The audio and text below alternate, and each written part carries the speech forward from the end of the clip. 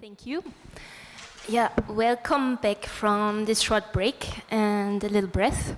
So I'm super happy also today to show, to give you a little glimpse into our artistic research project. As Karl already mentioned, it's called Lobau Listening Comprehensions. And it's not only me, so I'm talking today for the group. We are at the moment a collective out of 3 with Julia Grillmeier, who is also present today, Sophia Ruth, and me, Christina Gruber. What you most of you already know is the term like the listening comprehensions. Maybe you remember it from your school education. I was really informed by this during my English lessons. So the listening comprehension was always when we took out our pens and tried to write down everything that we were listening to. What we are doing here today is also to show you what we did so far. So the Lobau Listening Comprehensions is an artistic research project that is running since it's only started this year. Started in April 2023. So it's a site-specific acoustic exploration. How we're doing this is by our different perspectives and almost like, let's say, expertises that we have. So Julia Grillmeier, she's a cultural studies scholar, a journalist, a science communicator. So we have these 3 fields already, so we're very multidisciplinary. Then we have Sophia Ruth, she is a social ecologist and environmental historian, and really focused on the environmental movements in Austria and its oral history and how to record this sonically. And me, last. So I'm a freshwater ecologist and an artist working mainly with water and specializing in the Danube and Danube fish. So that sounds like we're all very different and very different fields coming together, and why we come together is this place, this specific place, and this is also why we decided to work here, because we love this place. It's the Lobau. For those of you who are not based in Vienna, the Lobau, it's also called a very wet forest.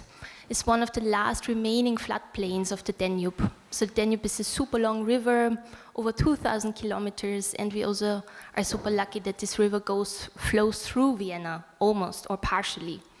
So here comes also my small environmental historian training.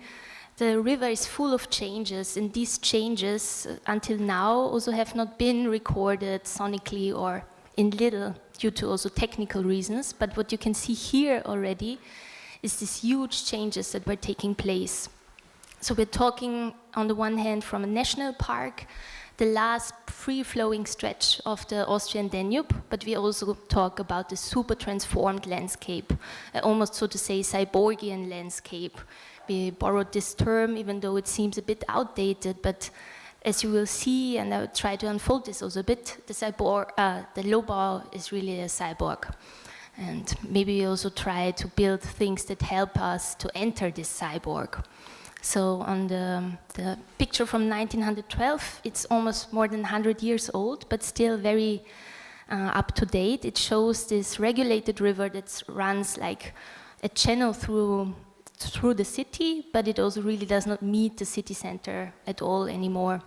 So here I also show you a very an historical map that I love a lot, because what you can see here is that in the 19th century, the river still had space to move and really could like use all these extensions. And so what you can see on your right is the huge floodplain forest. And it's really nice because you can see it's almost the size of the city, when not even bigger. So at the time, the Danube could flow 5 kilometers in width and flow up till almost the borders of the Austrian, back then it was not Austria, it was the Austrian Empire, but still it had these huge, vast extensions that it could do. And this was also a space for possibilities. And this space of possibility is also what motivates us. We really love to hang out in the Lobau. That was the initial start also of thinking collectively how to how to tap. Maybe tapping is already what Christina was saying, is like almost like we are already trying to dissect it, take it, analyze it, but still, that happens when you care for a place, maybe also that you want to understand it, and maybe also my training as an ecologist brought me immediately to think in ways how to record it, how to archive a place, maybe even. So at the moment we work with different methods how to engage with the Lobau. It's by workshops, mainly workshops, also informed by Astrida Neymani, who does these workshops that really are for us a way of learning together, collectively, while walking through a certain landscape. For us it is this almost dried out landscape that might be, and how it could be wet again. So we did different workshops. One was also called the Lost Wetland Sounds. Therefore, a journey into how the wetland might have sounded, but also how it could sound again. So it's also, what we're really interested is, even though I'm an ecologist, I love utopia and not dystopia. So it's also about fantasizing about the possibilities that the Lobau can have again. And as sound is very omnipresent also in this landscape. If you are there, you listen to many sounds. Most of them are anthropogenic, but still you can find this multitude sounding together.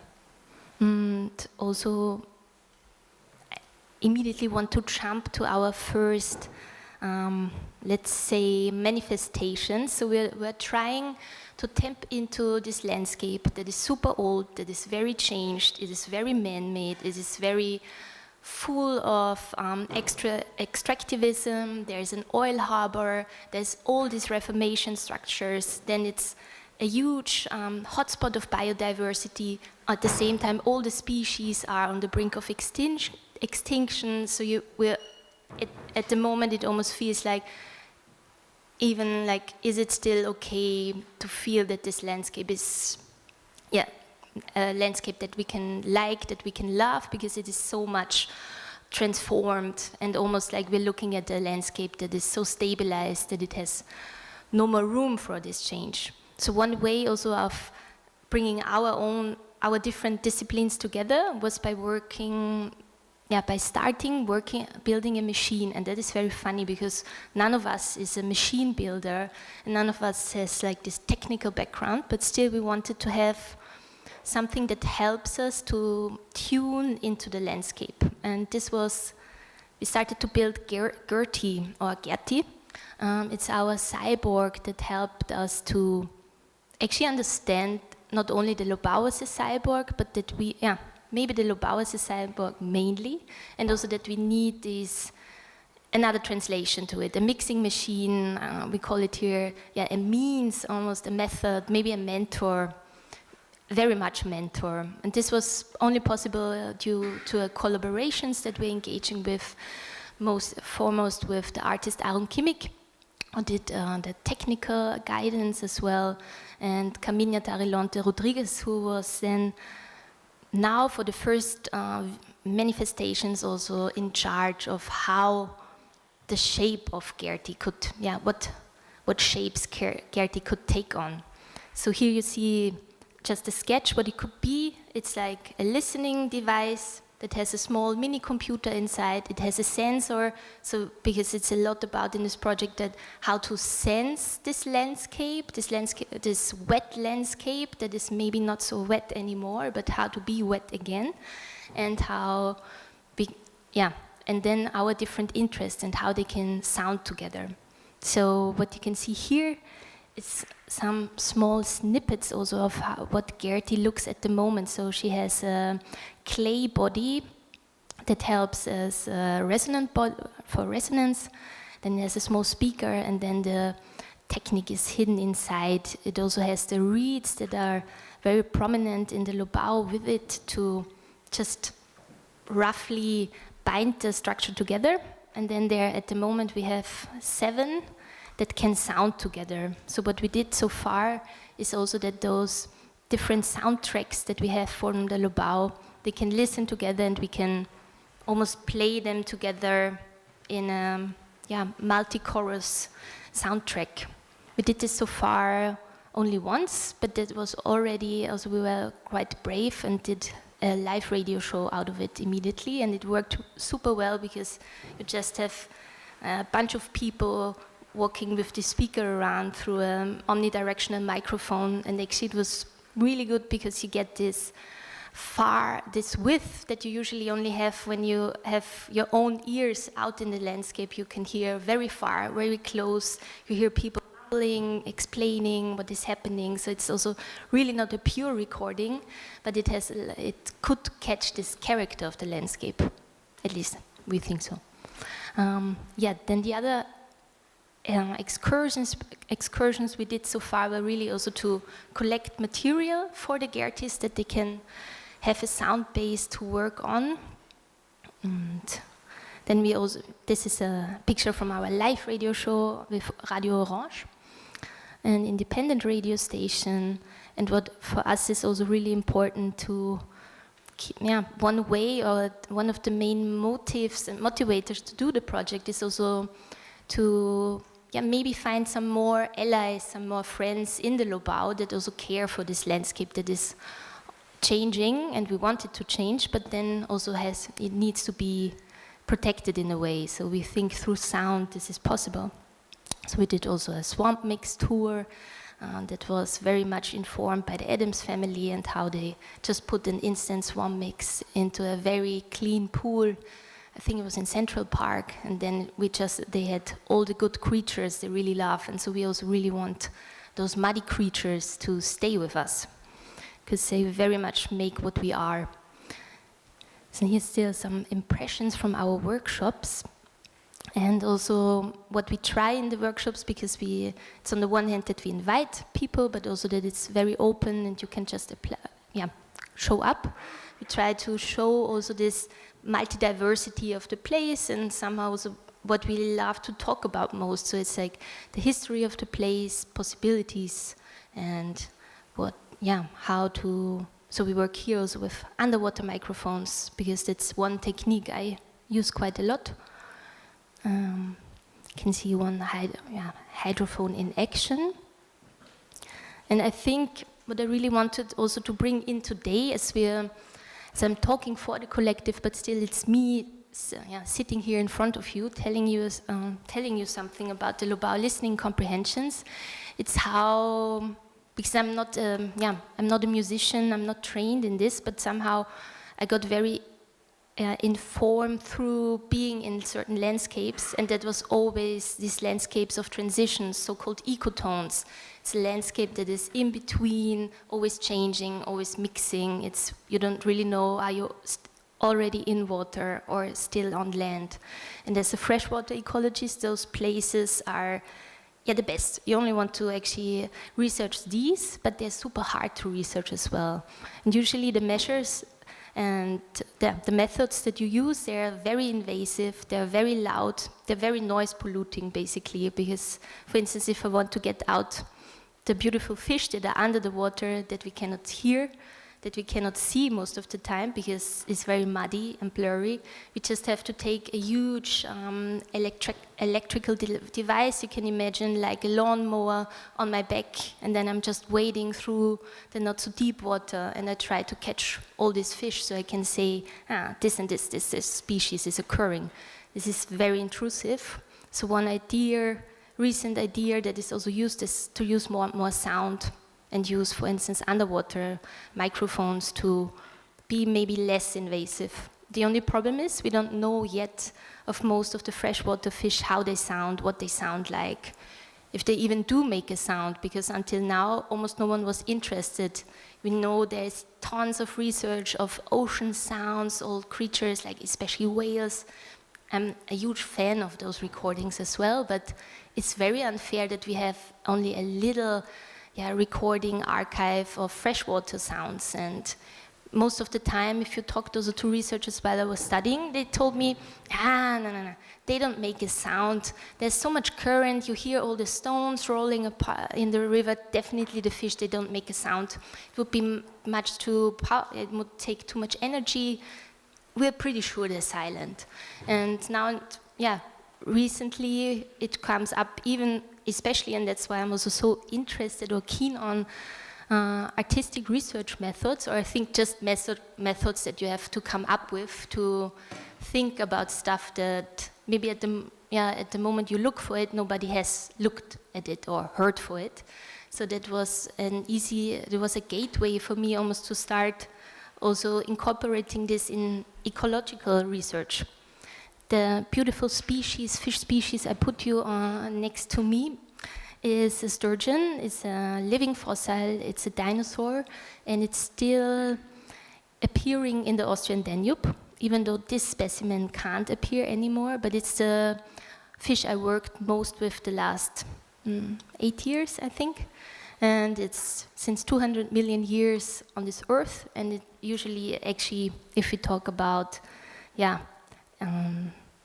indigenous species, maybe this could be the Danube fish, but the one thing they really love to do is to migrate all the time, so they hang out in all kinds of waters, also in salt water, so they migrate up from the Black Sea and then just want to lay their eggs around Vienna. At the moment they cannot do this. The main reason are all the dams that we put into the river, so this species that is thought of to be the superhero actually of the river is not able to migrate anymore, so we have almost no more catches anymore and they are almost gone. So one reason also was for me to find out if there is some sounds of the sturgeon in the Danube, because so far nobody looked at it. I will play you some recordings of the sturgeon, but they are all from North America in the Great Lakes where they were recorded so far.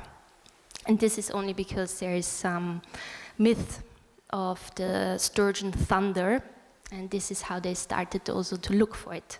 So the storytelling and looking for stories is actually very informative also for inquiries into species findings. Just out of interest, so we work with this little sturgeon, the sterlet. We try to reproduce it, we put it back into the river. You can see this here, and there is also a little surgery table of the sturgeon that gets a passive acoustic transmitter. So this was also another reason why I actually wanted to hear or listen a bit for the sounds of the river, was because we were just using a passive acoustic monitoring device that could track the sturgeon, but it only was tracking the sturgeon by producing a beep. So any time we were close to a sturgeon on the boat, the only thing that it did was beep, and that's maybe not the right sound for a mighty fish as the sturgeon. So that made me curious also to look into the sound productions of the sturgeon. Here you can also see this tracing of ways of how to track the fish, how to find them. This works, on the one hand, it can be by sound, and much easier is just to get a tag number. Just to see also a bit how this fish looks like. And in the end, now I want to play you some of the sturgeon sounds, and also if you're more interested, because our project is going on. It is funded by the University of Applied Arts with an intra-project, and also by the Theodor Körner Fonds. And we're very happy that we have this opportunity to actually dive more into the topic of the Lobau. There's also a homepage we have at the moment, lobaulistening.at. And now I switch to my VLC player. It's somewhere here. And let's listen to some sturgeon. The drum.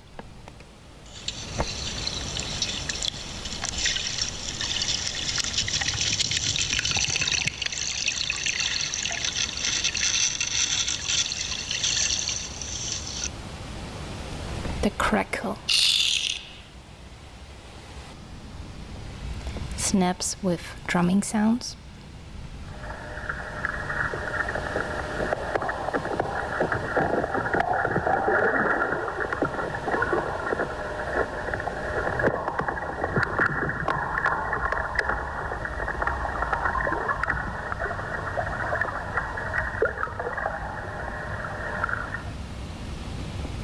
And the sturgeon thunder.